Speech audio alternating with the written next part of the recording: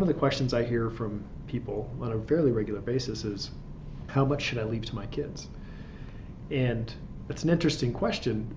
My response, and I think it shocks a lot of people, is to say you shouldn't leave anything to your kids. I don't want my kids to look at an inheritance that I'm passing on as something for them to consume that replaces their need to go out and earn their own way in this world. I believe that happiness comes from being self-sufficient and adding value to the world, adding value to other people's lives.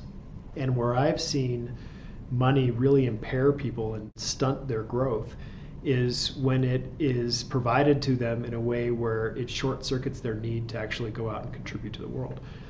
And so looking at the idea of what those financial resources can be used for is something that I go back to the trampoline effect. How can you create a structure within a family that allows for that concept of stewardship whereby the family members can enhance their lives in a way that's positive and prevents them from having that feeling like the money is the point. And when the money is the point and that's what the focus is, and you lose the aspirational dreams and path that somebody would have taken otherwise, that's where I see that negative aspect and influence of money on a family's life. And so when we look at that, we just have this very clear picture after having seen so many families go through this exercise and this journey, that the best approach towards long-term success is really to have that financial capital exist to support that human capital.